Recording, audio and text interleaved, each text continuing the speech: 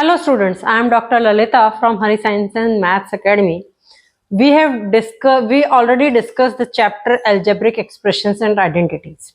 But algebraic expressions में हमने क्या किया था कि हमें दो मोनोमियल्स दिए हैं, उनका हम मल्टीप्लिकेशन कैसे करते हैं, ठीक है। दो मोनोमियल्स दिए हैं, उनका हमें लाइक टर्म्स फाइंड आउट करनी है, उनका एडिशन करना है, सब्ट्रैक्शन करना है। या हमें मोनोमियल नहीं बाइनोमियल दिया है तो हम बाइनोमियल्स का आपस में मल्टीप्लिकेशन कैसे करते हैं, वो था एल्जेब्रिक एक्सप्रेशन इवेलुएट करना, और अब या फिर हम कह सकते हैं एल्जेब्रिक एक्सप्रेशन को सिंप्लीफाई करना। फिर हमने उसके बाद उसमें पढ़ा था आइडेंटिटीज क्या होती है।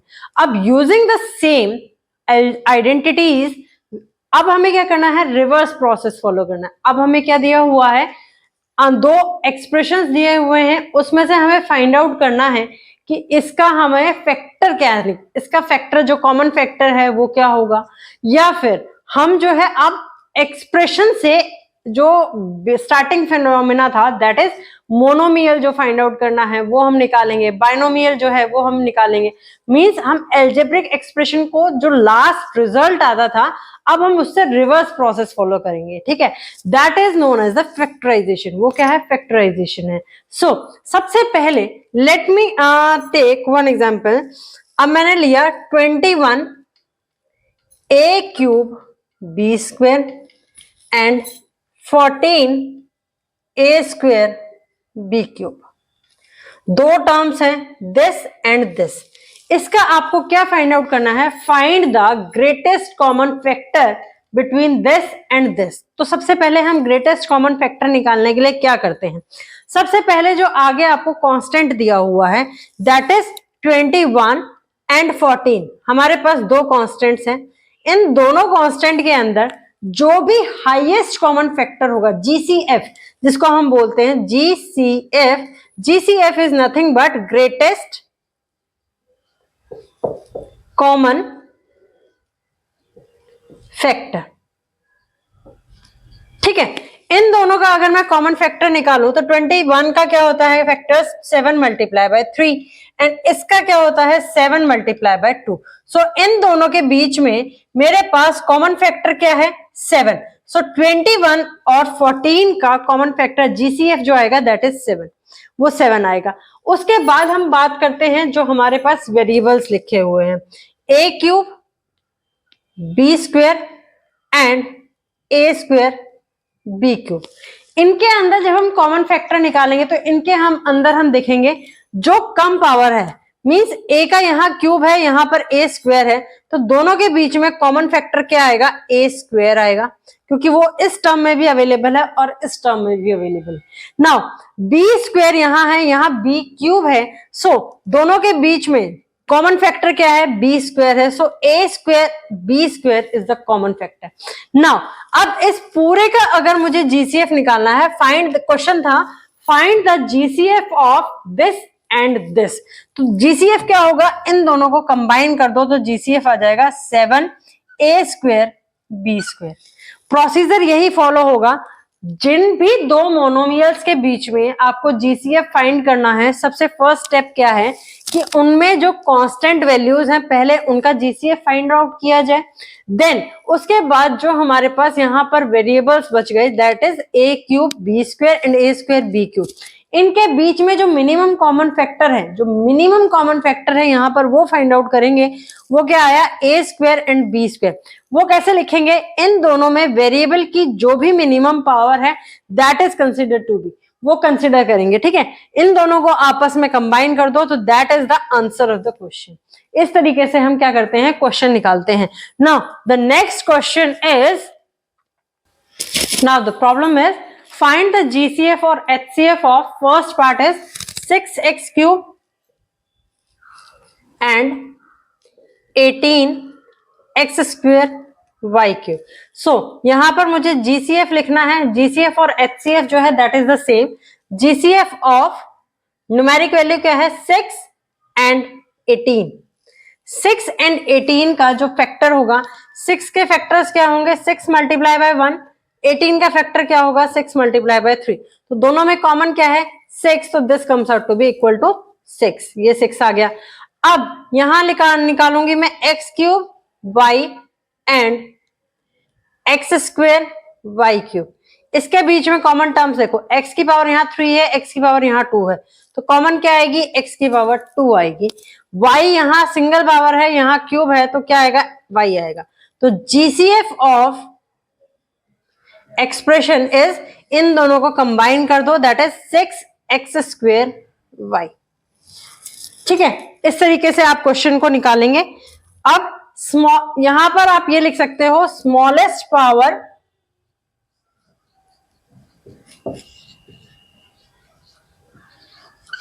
Of x³ and x² y³। इनमें स्मॉलेस्ट पावर क्या है, आपको अलग अलग लिखना चाहो अलग अलग लिख सकते हो, जैसे smallest power of x between x³ and x², उस तरीके से भी स्टेटमेंट बना सकते हो कि आपने ऐसे पहले x की निकाली फिर y की निकाली। ठीक है, मैं यहां पर सिर्फ एक आपको शॉर्टकट तरीका बता रही हूं। स्कूल लेवल पे आपको सॉल्व करना है तो आप कैसे लिखोगे, smallest power of x in x³ and x² that is equal to x²। ठीक है, similarly smallest power of y in, यहां पर टर्म क्या है y एंड सेकेंड टर्म क्या है y³ that is equal to y। Now the GCF of expression या GCF of monomials, given monomials कर सकते हो, GCF of given monomials is equal to, इन तीनों को कंबाइन कर दो, आंसर आ जाएगा 6x² y। स्कूल में सॉल्व करते वक्त आपको इस तरीके से जो है वो सॉल्व करना है। Now the second question is 12ax², 6ax, 12ax², 6a² x³ and 2a³ x की पावर 5।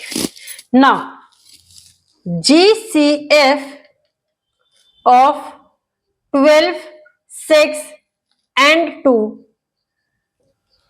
इनके बीच में क्या आएगा, देखो 2 को मैं कैसे लिख सकती हूं, 2 मल्टीप्लाई बाय 1 लिख सकती हूं। 6 को भी अब मुझे 2 की फॉर्म में लिखना पड़ेगा, दैट इज 2 मल्टीप्लाई बाय 3। 12 को अगर मैं 2 की फॉर्म में लिखूंगी तो दैट इज 2 मल्टीप्लाई बाय 6। तो हाईएस्ट कॉमन फैक्टर जो दो तीनों में कॉमन आ रहा है दैट इज 2, तो इसका आंसर क्या आ गया, 2 आ गया। नाउ अब smallest power of a in this and this, so वो क्या आएगी, इक्वल टू a आएगी।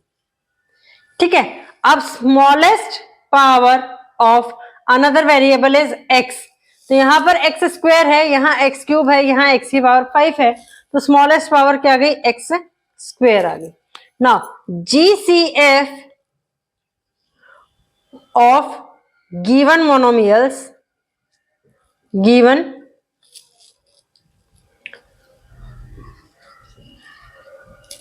monomials, that is 2ax². This is the answer of the question. Now the third part is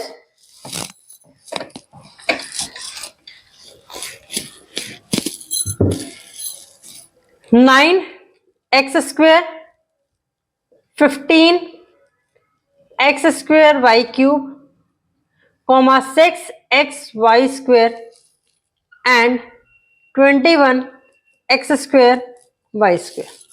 ठीक है, अब जीसीएफ निकालेंगे पहले किसका, जीसीएफ ऑफ 9, 15, 6 एंड 21। 9 के फैक्टर्स मैं बनाऊं तो 9 के फैक्टर्स क्या बनते हैं, 3 मल्टीप्लाई बाय 3। 15 के फैक्टर्स बनाते हैं तो 3 मल्टीप्लाई बाय 5। 6 के फैक्टर्स बनाओगे तो 3 मल्टीप्लाई बाय 2 एंड 21 के फैक्टर्स बनाओगे तो 3 मल्टीप्लाई बाय 7। सो जीसीएफ इस नंबर का क्या आया, जो सब में कॉमन है, that is 3। So answer comes out to be 3। ठीक है, अब उसके बाद क्या है, कॉमन फैक्टर्स, यहां लिखूंगी कॉमन फैक्टर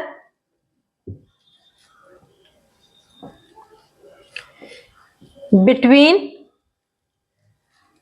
या among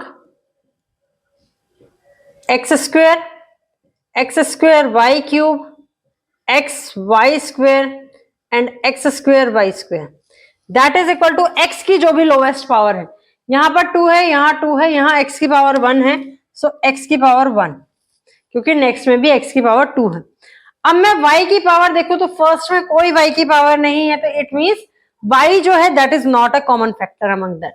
so GCF of the given monomial is equal to this 3 multiply by x, so answer is 3x। D part जो है वो आप अपने आप सॉल्व करना, अगर उसमें प्रॉब्लम आती है तो please post your query in the comment box. Now I am going to solve the E part. ठीक है, ई पार्ट को अब मैं क्या करती हूँ, सॉल्व करती हूँ। ई पार्ट में आपको मोनोमियल नहीं दे रखा, आपको क्या दे रखा है, एक्सप्रेशन दे रखा है 2xyz 3x square y plus 4y square. तो फाइंड आउट तो आपको वैसे ही करना है। अब देखो 2 का फैक्टर क्या बनेगा, 2 मल्टीप्लाई बाय 1 बनेगा। 3 का फैक्टर 2 नहीं आता, तो इट मींस कॉमन फैक्टर 2 तो नहीं है, क्योंकि 2 का फैक्टर जो है वो क्या बनता है, 2 मल्टीप्लाई बाय 1। 3 का फैक्टर है 3 मल्टीप्लाई बाय 1। 4 का फैक्टर है 2 मल्टीप्लाई बाय 2। सो 2 कॉमन हो सकता था अगर यहाँ 2 होता, बट यहाँ 2 नहीं है तो हम इसको नहीं ले सकते। तो 1 का अगर मैं कॉमन फैक्टर 1 ले भी लूं, this is 2 multiply by 2 multiply by 1, सो 1 लिखने की जरूरत नहीं होती। तो नंबर्स में तो कुछ कॉमन नहीं है। अब मैं एक्स वाई जेड की बात करती हूँ। यहाँ पर एक्स की पावर 1 है, यहाँ एक्स स्क्वेयर है, यहाँ वाई स्क्वेयर है, तो एक्स यहाँ पर नहीं है, तो एक्स कॉमन फैक्टर नहीं है। अगेन वाई की बात करते हैं, तो वाई की पावर यहाँ 1 है, यहाँ पर वाई की पावर 1 है, यहाँ वाई की पावर 2 है। तो इट मींस जो कॉमन फैक्टर या जीसीएफ है वो अभी तक क्या आया, एक्सप्रेशन का y आया। z यहां दिया हुआ है, यहां नहीं दिया हुआ, यहां नहीं दिया हुआ, तो it means among z there is no common factor, z का भी कोई कॉमन फैक्टर नहीं है। सो जीसीएफ जो है इस एक पर्टिकुलर एक्सप्रेशन का वो क्या आएगा, y आएगा। ठीक है, सिमिलरली अगर अब मैं f पार्ट को सॉल्व करूं, f पार्ट में 3 का जो कॉमन 3 है, 3 can be written as 3 multiply by 1। ठीक है, 4 जो है that can be written as 2 multiply by 2 and 12 can be written as 4 multiply by 3। ठीक है, और you can say this can be written as 2 multiply by 3 multiply by 2, इस तरीके से लिखा जा सकता है। बट यहां पर 3 है, यहां 3 नहीं है, यहां पर 3 है, एक भी टर्म में अगर 3 नहीं आ रहा तो जीसीएफ जो है वो मेरे पास क्या आएगा, जीसीएफ ऑफ 3 4 12। यहां पर 0 मत लिख देना, 0 लिखोगे आपका आंसर गलत हो जाएगा। तो GCF of 3 4 and 12 is 1। Greatest common factor क्या है, 1 है, क्योंकि इस नंबर को मैं 1 से मल्टीप्लाई करूंगी तो आंसर वही रहेगा। तो यहां पर क्या आया, इसका 1 आएगा। मुझे पता है मोस्ट कॉमन मिस्टेक क्या होगी, कोई भी कॉमन फैक्टर नहीं है तो जीसीएफ आप क्या लिख दोगे, 0 लिख दोगे। 0 लिखते ही आपका आंसर गलत हो जाएगा। अब उसके बाद मैं निकालूंगी स्मॉलेस्ट पावर अमंग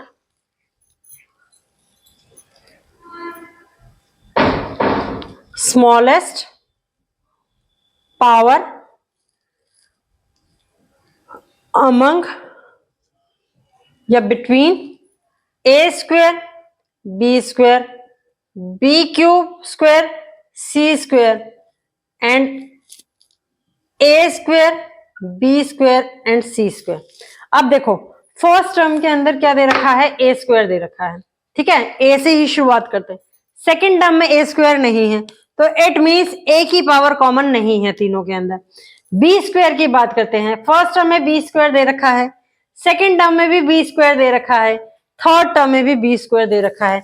तो स्मॉलेस्ट पावर अमंग दिस और common factor, common factor you can write, common factor among this, तो बी स्क्वेयर आ गया। अब सेकेंड टर्म में सी स्क्वेयर है बट फर्स्ट टर्म में सी स्क्वेयर नहीं है, तो इट मीन सी स्क्वेयर नहीं हो सकता। यहां पे मेरे पास जीसीएफ क्या आया था, 1 आया था, तो इस पर्टिकुलर एक्सप्रेशन का जो जीसीएफ है that is 1 multiply by B square, so answer comes out to be B square. ठीक है, इस तरीके से हम फाइंड आउट करते हैं मोनोमियल्स के जीसीएफ को। Now the next type of the problem is इससे प्रीवियस क्वेश्चन में तो मुझे क्या करना था, सिर्फ जीसीएफ फाइंड आउट करना था, तो मैंने वो जीसीएफ फाइंड आउट कर लिया। नाउ इस क्वेश्चन में क्या करना है, factorize the following expression. Factorize करने के लिए किसी एक्सप्रेशन को सबसे पहले आपको क्या करना है, जीसीएफ फाइंड आउट करना है। वो जीसीएफ निकालने के बाद जो एक्सप्रेशन में बच गया वो भी आपको लिखना होता है। Like 3x plus 15 is the first expression. First expression क्या है, 3x प्लस 15 है। सो यहां पर मैं दो मोनोमियल टर्म्स का एडिशन है, तो यहां पर मैं जीसीएफ लिखूं, जीसीएफ ऑफ 3x एंड 15। तो वो क्या होगा, देखो x यहां है, यहां नहीं है, तो x की पावर तो कॉमन नहीं है। 3 can be written as 3 multiply by 1, 15 is written as, मैं यहां पर लिख के दिखा देती हूँ, this is 3 multiply by 1 and this is 3 multiply by 5। So GCF जो है वो क्या आ गया, 3 आ गया। अब 3x प्लस 15 को अगर मैं फैक्टराइज करूं तो पहले मेरे को क्या करना पड़ेगा, जो कॉमन जीसीएफ है उसको मैं लिखूंगी। अब कॉमन जीसीएफ लिखने के बाद इसको जीसीएफ से डिवाइड करना है। 3x को अगर मैं 3 से डिवाइड करती हूँ तो आंसर क्या बच गया, यहाँ पर x बच गया, तो ब्रैकेट में फर्स्ट टर्म में आएगा x, तो ये हो गया 3 मल्टीप्लाई बाय x, 3x हो गया। अब यहाँ बीच में प्लस का साइन है तो प्लस का sign. Now this 15 is also divided by common GCF that is 3, तो 15 को 3 से डिवाइड करूंगी तो ये आ जाएगा 5। तो this is the factorize form of the expression given. ये क्या है, फैक्टराइज फॉर्म है, या आप ये कह सकते हो कि इसके 3x प्लस 15 के फैक्टर्स जो हैं वो क्या है, 3 is one of the factor and another factor is x plus 5। ठीक है, ये कहलाता है फैक्टर्स। तो फैक्टराइज करने का मतलब यही है कि आपको क्या करना है, उसको ब्रेकअप करना है, और ब्रेकअप करके इस तरीके से लिखना है कि वो क्या बन जाए, उन दोनों टर्म्स का प्रोडक्ट बन जाए। One is the common GCF and another term is जो वहां पर बच गई वो वाली term. Now the next question is, next expression given is 3x square y, 3x square y minus 6xy square। Now अब मैं जीसीएफ लिखूं, जीसीएफ ऑफ किस किस का, 3x square y and 6xy square।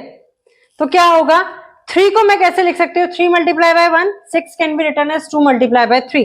So common term जो आएगी वो आएगी 3। अब x की पावर जो मिनिमम है दैट इज 1, y की पावर जो मिनिमम है दैट इज y, ये आ गया। अब इसको फैक्टराइज करके लिखें किसको, 3x square y minus 6xy square। तो सबसे पहले मुझे क्या लिखना है, जो जीसीएफ आया है that is 3xy, bracket start करनी है। फर्स्ट एक्सप्रेशन को 3xy से मैं अगर डिवाइड करूंगी तो यहाँ क्या बच जाएगा, 3x बच, ओनली x बच जाएगा, क्योंकि x की पावर 1 ज्यादा है, तो यहां पर आ जाएगा x। कैसे आया, 3x square can be written as x multiply by x multiply by y। अब इसको 3xy से डिवाइड करते हैं, सो y से y कैंसिल, x से x कैंसिल, 3 से 3 कैंसिल, तो यहाँ टर्म क्या बच गई, x बच गई, तो मैंने यहाँ पे क्या लिख दिया, x लिख दिया। नाउ बीच में यहाँ माइनस का साइन है तो पुट माइनस साइन। अब दो सेकेंड टर्म क्या है, 6xy square, 6xy square mean 6 को x से मल्टीप्लाई करना है, फिर y से मल्टीप्लाई करना है, फिर y से मल्टीप्लाई करना है। जीसीएफ क्या था, 3 multiply by x multiply by y। So y से y कैंसिल, x से x कैंसिल, 3 से 6 गया 2 पर, सो यहाँ टर्म क्या बच गई, 2y बच गई, सो राइट 2y हियर। ठीक है, so this is the factor of the given expression. ये क्या है, फैक्टर्स हो गए मेरे किसके, गिवन एक्सप्रेशन के। इस तरीके से आप फैक्टराइज करेंगे। अब थर्ड एक्सप्रेशन पे आते हैं। थर्ड प्रॉब्लम क्या है, फाइंड द फैक्टराइज करना है किसको, 12x cube by 4 plus 16x square by की power 5 minus 4. So GCF of 12x cube y की power 4 comma 16x square y की पावर 5 and 4x की पावर 5 y की पावर 2 क्या आएगा, 12 is written as 4 multiplied by 3, 16 is written as 4 multiplied by 4 and here 4 is written as 4 multiplied by 1. तो तीनों में common factor जो आया दैट इज 4. सो 4 तो आ गया. अब x की पावर मिनिमम देखो, यहाँ 3 है, यहाँ 2 है, यहाँ 5 है, तो कॉमन फैक्टर आ गया x की पावर 2. ठीक है. अब y की पावर देखते हैं, तो y की पावर यहाँ 4 है, यहाँ 5 है, यहाँ y की पावर 2 है, तो यहाँ पर आएगा y की पावर 2. ठीक है. अब जब इस एक्सप्रेशन को मुझे लिखना है तो this expression is written as 4x square y square. GCF तो मैंने पहले लिख दिया. अब इसको 12x क्यूब y की पावर 4 को जब 4x स्क्वायर वाई स्क्वायर से डिवाइड करेंगे तो यहां पर ये क्या गया 3, तो टर्म रह गई 3. 2 पावर इसमें से माइनस करनी है, डिनोमिनेटर एक्सपोनेंट वाला फॉर्मूला यूज करो. एक्सपोनेंट का फॉर्मूला क्या था, a की power m divided by a की power n is equal to a की पावर m माइनस n. तो सेम फॉर्मूला यहां पर भी है. x की पावर 3 x की पावर 2 से डिवाइड हो रही है, तो यहाँ कितनी पावर बच गई 3 माइनस 2 दैट इज 1. तो यहाँ पे रह गया x. y की पावर यहाँ 4 है, यहाँ y की पावर 2 है, तो 4 माइनस 2 कितनी रह गई y की power 2. Now the sign in between next number and this number is plus, so plus put करना है. Now again 16x square y की power 5 divided by 4x square y square. 4 से मैं इसको कट करूं, ये 4 पर जाएगा, x स्क्वायर से x स्क्वायर कैंसिल, तो यहाँ पर 4 तो आएगा. अब y की पावर 4 और y की power 2 is written as y की पावर 5 माइनस 2. ठीक है. तो ये आ जाएगा 4 y की पावर 3, तो यहाँ पर आ गया y की पावर 3. सिमिलरली थर्ड टर्म को अगर मैं इवेल्युएट करके निकालूंगी तो वो क्या आएगी, इसको डिवाइड करते हैं तो यहाँ माइनस साइन था, माइनस साइन लगाया, 4 से 4 डिवाइड किया तो आंसर आ गया 1. एक्स स्क्वायर, यहाँ x की पावर 4, यहाँ पर x की पावर 2 है, यहाँ पर x की पावर 5 है, तो क्या आएगा यहाँ पर x की पावर 3 आएगा. नाउ यहाँ y स्क्वायर है, यहाँ भी y स्क्वायर है, तो यहाँ पर क्या आएगा मेरे पास y की कोई पावर नहीं आएगी. तो this is the answer of the question. Now the next question, D और E पार्ट जो है वो आप अपने आप सॉल्व करेंगे. अब मैं F पार्ट जो है वो आपको सॉल्व करवाती हूँ कि F पार्ट जो है वो कैसे है. For expression given is 2l square mn minus 3l m square n plus 4m l n square. Now GCF of 2l square mn comma 3l m square n and 4m l n square. देखो 2 is written as 2 multiplied by 1, this 3 is written as 3 multiplied by 1 and this 4 is written as 2 multiplied by 2 multiplied by 1. So GCF जो आएगा number में that is 1, वो 1 आया. अब यहाँ पर L square है, यहाँ पर सिंगल L है, यहाँ पर भी सिंगल L है, सो टर्म आ गई L. M यहाँ पर सिंगल है, यहाँ पर M की पावर 2 है, यहाँ पर M सिंगल है, सो कॉमन फैक्टर आ गया M. ठीक है. N यहाँ सिंगल पावर है, यहाँ पर भी N की सिंगल पावर है, यहाँ N की डबल पावर है, सो N आ गया 1. 1 को जब L M N से मल्टीप्लाई किया जाए तो आंसर आएगा L M N. अब इस टर्म का अगर मैं फैक्टर लिखूंगी तो क्या आ जाएगा L M N. ठीक है. अब 2l स्क्वायर mn को जब L M N से डिवाइड किया जाएगा तो क्या बचेगा 2. यहाँ पर एक L एक्स्ट्रा है तो यहाँ बच गया मेरे पास L. बीच में माइनस का साइन है तो माइनस का ही आएगा. 3l m स्क्वायर n को जब L M N से डिवाइड करेंगे तो नंबर क्या बचेगा 3. L से L cancel out, m square है और m है तो यहाँ पर बच गया मेरे पास m. ठीक है. यहाँ पर n है, यहाँ पर भी सिंगल n है तो वो कैंसिल आउट हो गया. नाउ बीच में प्लस का साइन है तो यहाँ प्लस का साइन आएगा. 4l m n स्क्वायर या ml n स्क्वायर को करेंगे L M N से डिवाइड तो L से L कैंसिल आउट, M से M कैंसिल आउट. 4 जो है उसको 1 से डिवाइड करेंगे तो वो 4 ही आएगा. n स्क्वायर को n से डिवाइड करेंगे तो आंसर आएगा n. So this is the factor of the given expression. ये क्या है, गिवन एक्सप्रेशन का फैक्टर है. नाउ अगर मैं लास्ट पार्ट सॉल्व करती हूं तो लास्ट पार्ट भी इसी तरीके से सॉल्व होगा. So D part E part and G part is your homework. ठीक है, ये आपका होमवर्क है, आप इसको सॉल्व करेंगे. Now the next type of the problem is, this is all about today's lecture. Try to solve more and more question. If you are not finding question which topic I am teaching you in the video, please ask me for the question list. I will provide you the question. And if you are finding the question, the same type of questions in your book, please try to solve as many questions as you can from your textbooks or from anywhere. ठीक है, जहां से भी आपको questions मिलते हैं, आप questions को सॉल्व करिए.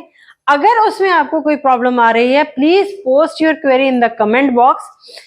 If possible, please comment from where you are watching this video. Please like, share and subscribe the channel for the video notification. Thank you.